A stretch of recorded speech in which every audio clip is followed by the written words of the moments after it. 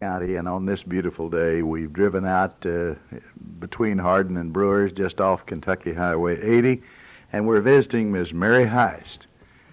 I had been given her name and had called her, of course, and made an appointment. I had no idea until I arrived that she was Homer Adlick's sister. Yeah. The one we called Egghead, who was such a great basketball player, and that's gotten me off on a story. But I remember one year, I'm not certain of the year, it may have been 46 or so, but they were playing Paducah Tillman in the regional at Murray, and seemed like he got 3 fouls on him the first half, but he came back the second half and scored about 30 points and never did foul out, and Brewers won the ball game. So I remember that much about Homer. Well, it's a pleasure to be in your home. Well, thank you. Thanks for letting me come and inviting me. As you know, these tapes will be available at the Marshall County Library in Benton. I've never met you, but you know my youngest brother married Patricia McGregor. They lived right up the road. Yes. Well, I know more people than I thought I did. Yeah. Right? Yeah, this is kind of... Well, I was given your name by James Darnell's son. Okay. You know them? Uh-huh. And he told me that you'd make an interesting interview. And I really believe you will. Well... we generally start off first and establish your age. Do you mind telling? 67. You're 67 years old. And you were born in Marshall County, were Yeah, you? born right up here across the road from Bob's. He built a new house right across from my dad's old one. Now then, Miss Heist, the genealogist people are always interested in kind of getting a connection, maybe a lead on some of their possible relatives. Do you remember your mom and dad and your grandparents enough to tell us something about? Oh, yeah. My mother was Homer Rayburn's oldest daughter. And, of course, when my daddy and mother married, they moved up here at the old place with Dad and Grandpa and Grandma Adlish. And so this is what I wanted to show you. Now, the evening he died, that's me, 6 months old. You're just a babe in arms there. Yeah, and he was in bad health then. And Mama gave me a bath, and she told me that he wanted to play with me. And she often laughed and said she didn't know who got the most out of the playing, him or me. But you know, he got so tired and he died a few hours after that. Oh, you don't suppose that contributed to his death? I've just wondered about that. Probably not. Well, no, because he was in a weakened condition then. Now, where did he come from? You mean Grandpa Adlish? Yes. Well, he come from Germany, but I don't know what part. My brother, Bill, was over in Europe, and he done everything in his power to find some of our relatives, but he never did. Mm-hmm. So... Well, at least you do know he came from Germany. Yeah. And And when he landed here now, his name was Adliche, and they dropped the E when he got here. Mm-hmm. And him and John Kinney come down here on Clark's River, you know where the Manhattan used to be. Yes. Well, they come there and started a business.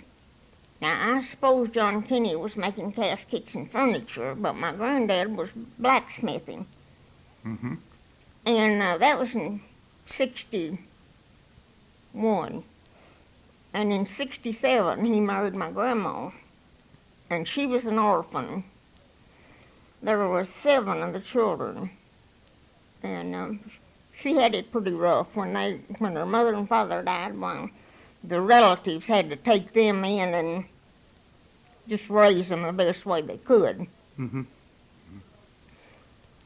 I know Charlie Perry often told my daddy that Herman was a little man, and he never did know how he stood up and done blacksmithing like he did, because he had a leg that was injured in the war. But those people were gritty, weren't they? Oh, yes, they was. I remember my dad and I were setting tobacco one time. My back was just killing me. I was about 10 years old. I was trying to set along with him, though, and should have been in much better condition than he. And I said, Dad, I've just got to rest. My back's killing me. I said, how do you stand it? He said, I have to. Well, I guess that was right. And I've thought of that for many, many years, of the things that he would do. He'd just work right on like a machine or a horse. And he'd say, I have to.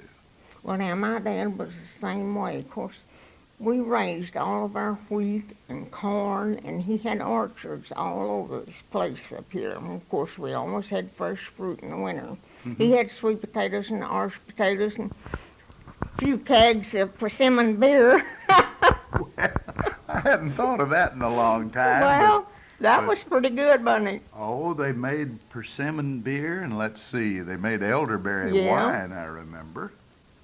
And I don't know what all. I guess if you got almost any kind of fruit, you could Yeah. make a brandy or some sort But of. now, after Mama died, of course, there was 5 of us left. And of course, I could cook. Now, that wasn't a question, but it was the managing and running the house that I didn't know how to do. And I'll tell you, we had it rough. That poor Well, old I'm man. sure you did. Now, you said which one of your parents died when you were young?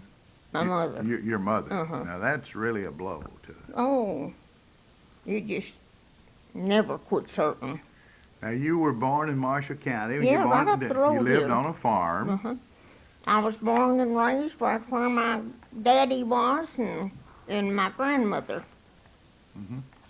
Now, could you tell us a little bit more about your early days? Where did you go to school? At Brewers. Now, I was born in 1917, and I guess it was 1923 when I started school at Brewers. Mm-hmm.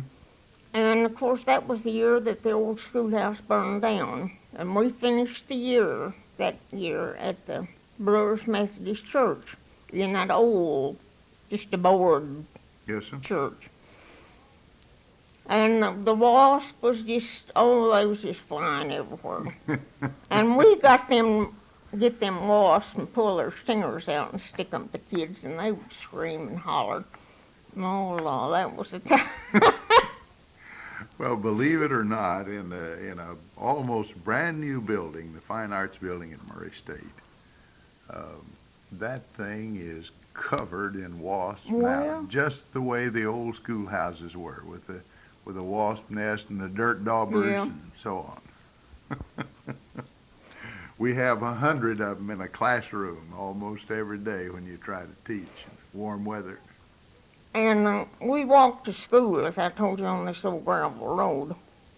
And my oldest brother, that was his first year, and he had a new pair of galoshes, you know, them old 4-buckle kind they had. I well remember. Well, when that school caught fire, he tried to get back in there to get his overshoes, and they held him and wouldn't let him get back. And that caused quite a stir.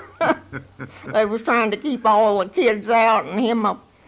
He was just like a mole darting in and out. Well, sometimes people don't reason real well, and they'd almost give their life Yeah. for what, in the ultimate, was Yeah. inconsequential. But I know how you'd hate to give up. Things didn't come as easily then Oh, as they they do now. sure didn't.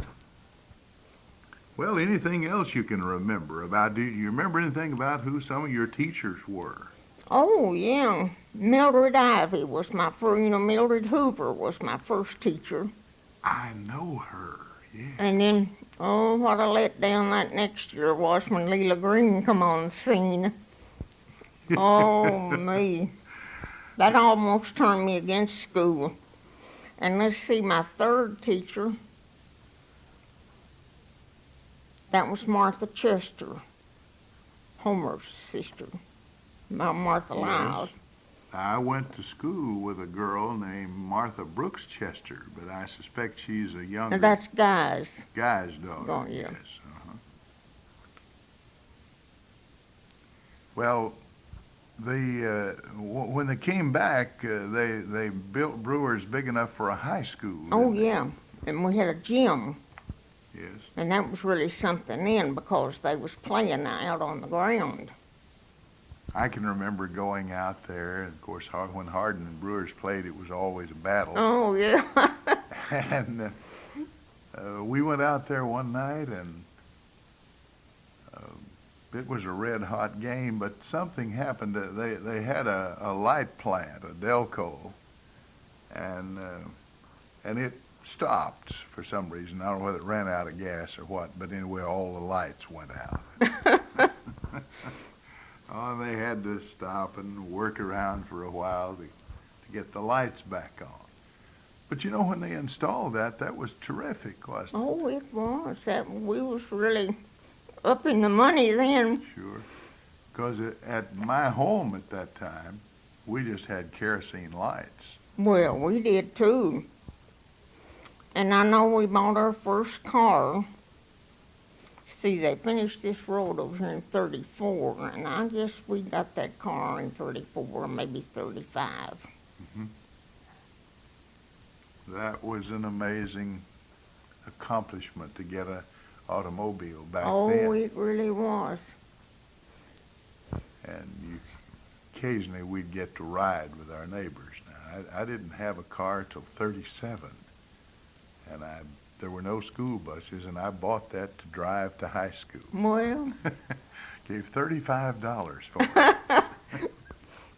A 10-year-old Model T Ford with red wire wheels, 27 model. Well, what else do you remember about those days? Well, in 1940, I went to Cincinnati and got a job. My daddy's brother was up there, and I went and lived with them. And that was in 40, and then in 45, I married Frank Heist. All right, were you living in Cincinnati when you married? Yeah, uh-huh.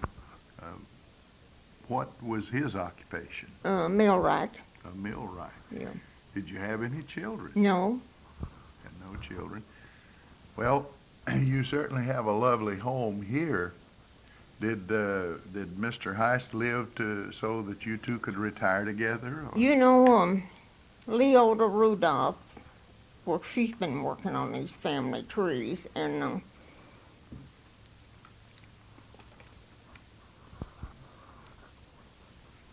I want you to know that Frank didn't have a job when we first come down here, and the cemetery up here was just growed up in bushes and trees and wilderness, and he cleaned that cemetery, an acre and a quarter. And I told Leota, now he saved every little sprout and everything and made these legs. Mm-hmm. On this table? Yeah, and on them end tables there, he was just never idle. He's worked every minute. Is that cedar? Yeah, uh-huh. Now, when he made the tables, he had glue and he sealed it all together. Mm-hmm. And, boy, that was really nice then. But, of course, now with the wood heat, it has caused the cracks to get bigger. It's still beautiful. And there's a odor about red cedar that you never find anywhere else. When I get up enough nerve to dust and clean, I think that cedar always comes through and smells so good. It really does. Well, let's get back to when you were growing up here in the area. You talked about some of your teachers. Did you have any discipline problems? Did they ever? No. Never did get a whipping at school. No. Well, that's different to the boys. Yeah. I guess girls are not supposed to get them. Oh, they're made of sugar and spice and everything nice. And the boys were, hammers and nails and puppy dog tails. That's what they used to say, at least when I was growing up. What was your favorite subject? Oh, history and geography. I didn't go much for English or anything like that. I told Leo Rudolph one time that I was a nosy kid. That's the reason I knew so much. And she laughed. Yeah. Now you say you went to Cincinnati, and that was, what, along about World War II? Yeah, 1940. Were you Rosie the Riveter? Yeah. There was a song about... I wasn't Rosie the Riveter, but I bucked them things, had to get inside and... Yeah. But that wasn't bad work. No, it was light, and Yeah. people hadn't thought about it before, I guess. That number of women hadn't Well, I worked in guess factories. not, but that was really something. They just turned one department into an airplane department. And I don't know, I worked there a couple of years, I guess, and then I got a good inspection job with Curtis Wright. And I had it made then. I didn't have to. All I done was just inspect the tail and The fruit tail seats, assembly. yeah, Uh-huh. wing flaps. That was, as you say, not a physically hard job, but, No, but it was it wasn't. demanding in Yeah. a way. You wanted to see that it Yeah. was done right. And of course, we were all trying to contribute to winning that war. At the time, we were in a battle for the life of the nation itself, weren't we? I've been watching some of these 40-year programs in the last few days, and it's brought back a lot of memories. Well, I guess. Now, Homer, when he went to the service, they sent him to Japan, but it was almost in the cleanup stage when he went to Japan. I see you have a picture of him here. Oh, yeah. Big, handsome, standing there with his rifle and... Now, he all of went his to gear. church with General MacArthur's wife and son, and he was real proud of that. Why, I should think so. So when he went, the biggest part of the fighting was over. Oh, yeah. Uh-huh. And well, that's good in his case. Now, All right. Bob had it rough, the roughest of any of the boys. He might have to go to Korea, and he won't talk anything about that. It must have been horrible. And when you were growing up and working on the farm, do you remember any job you didn't like at all? Well, no, because I never did hate using a hoe. Now, most people do, but I don't. Well, they'll tell you the worst work on earth is a gooseneck hoe. Well, you can kill yourself with one, Mhm. but no, I wouldn't say that I hated that. I know my dad would, of course, he plowed the team mostly, and my mother and I would use the hoe. Back then, everybody hoed corn. Yeah, and chopped it out, and then chopped the stalks when it was gathered. Yeah. So there was always something to do around the farm, of course. They managed to work the year round up there, of course, with orchards and with wheat and corn and... How did you go to Cincinnati? Did you ride the train? No, I rode a bus, a Greyhound. Yeah. And I never will forget it. We had stopped in Hopkinsville to change buses, and I had to go to the restroom. Well, I didn't pay attention where I was going, and I went in the colored restroom. And when I come back out, the colored women was lined up to get in. But that didn't bother me. I didn't say a word, and they didn't either. Neither one filed any formal objection, No, so you went right on. Well, that's But it got to where, when I'd come down on the bus, why things was different with the colored people. Now, what was Brewers like when you were growing up? Today there's just one store. Was it ever any different? Oh, yeah, that's a shame, and I hate so bad that Brewers has went under like it has. At one time, there was Dr. Bean. Well, you had a physician there. Oh, yeah. And then we had Dr. Stark right up the Kirksey Road. Yes, I remember him. And we had J.C. Chester's store down there. And at one time, why, my Uncle John Adlish had a store there at Brewers. Of course, it's always different. There was a center of community activities as long as that high school was there. Oh, yeah. Or even the elementary school. Yeah. But once that was taken away, all the smaller towns lost something, Yeah. didn't And it has never regained it. I don't know. It's just something gone that won't ever be recaptured, I they? guess. Well, that's true. We have a wonderful school system here in the county now, and there's a big, fine high school, and I know it's better in many, many ways. But yet, as far as those individual communities like Brewers and Sharp and Hardin and so on, it never will be No, quite it the won't. same anymore.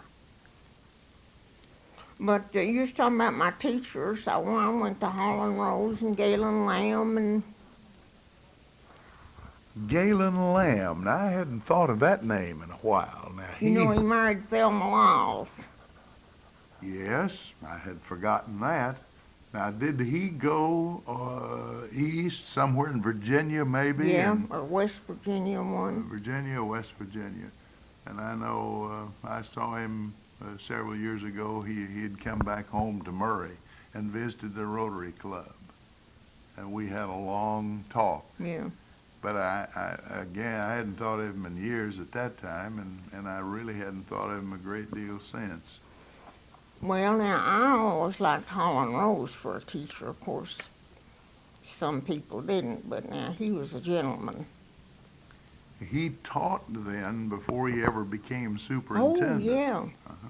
Yeah, he boarded at Dr. Bean's and taught for, I don't know, several years before he married Hilda Sutherland.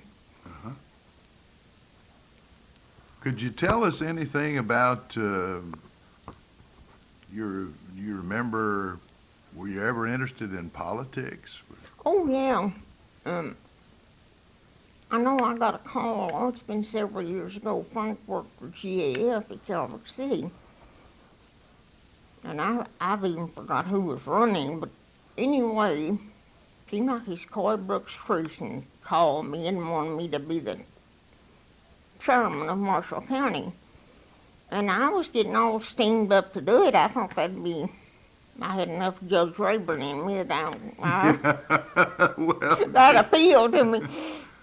Yeah. And Frank went down there and I guess told Jimmy Jones what was going on. And he said, now, I don't aim to tell you to not let your wife take that job. Said, if she wants it that bad, said, you let her take it. But he said it wouldn't do any good for our business.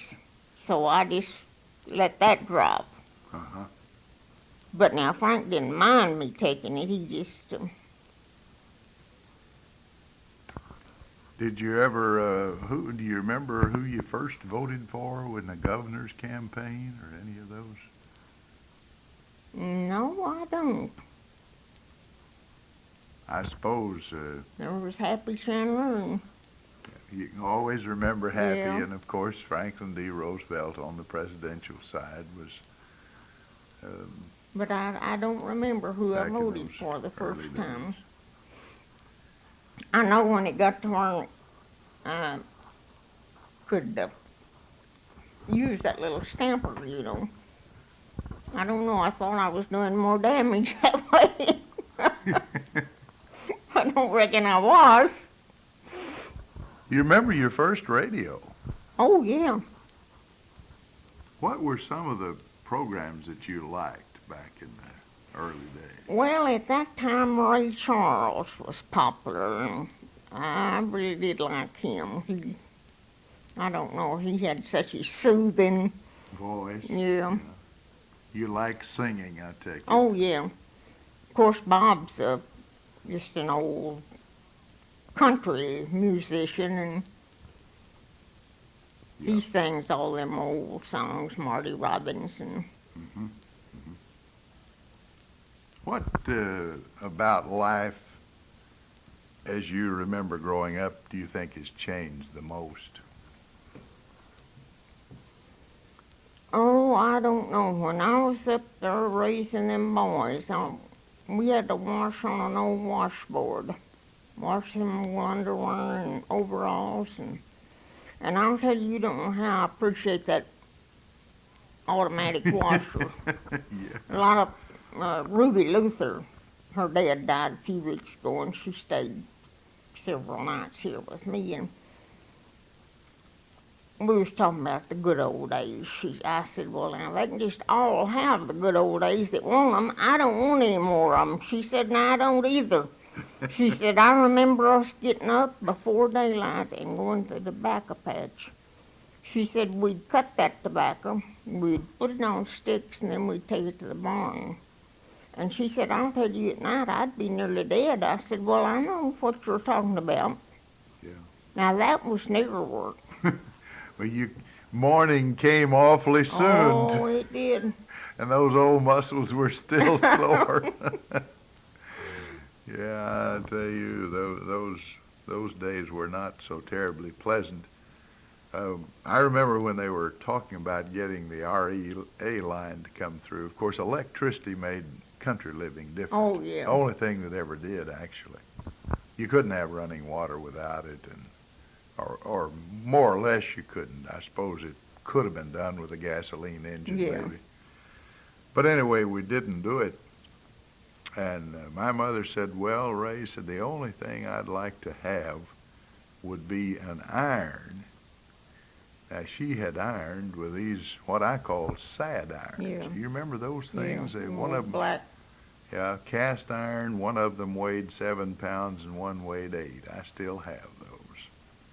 Said, I want an iron, the lights, and a refrigerator. Well, later on, I bought her a electric range, but she said, oh, we don't want that. Said, it won't bake cornbread like a wood stove. Well, now, She just didn't know any better. well, you just have to get used to them. And I remember buying her a washer. The first one was just an old-fashioned wringer washer. Yeah. It was an electric, it was a GE, but she said, I don't believe it'll get clothes clean. Like, she'd wash them on a washboard and then boil them in a Yeah. kettle outdoors till they...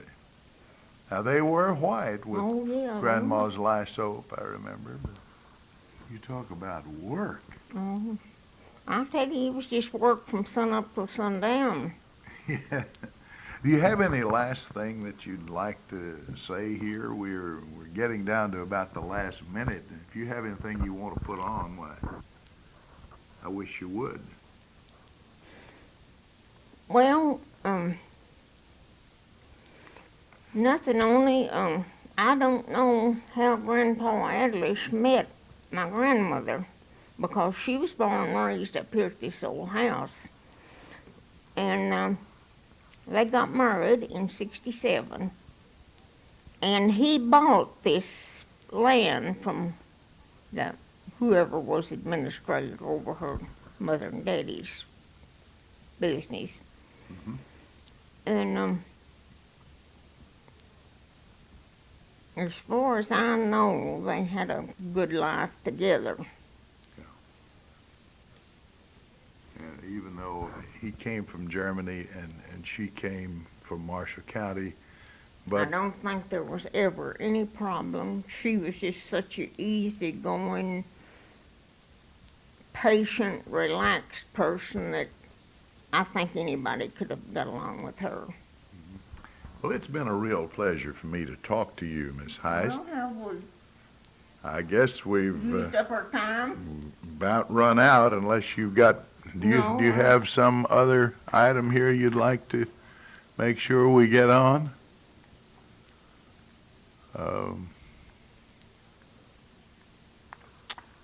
It's been as we said, a pleasure visiting with you on this beautiful day. I've enjoyed looking it. out at- I'd be scared still. There's a scaly bark hickory tree right Oh, there. they're all over the woods. You know, last year so many of my big trees died. Yeah, the drought was terrible. Well, you know, well-established trees. These tapes are available at the State Archives in Frankfort and at the Marshall County Library in Benton. It's all made possible by Shelby McCallum of WCBL. This is Ray Mofield returning you to our studio.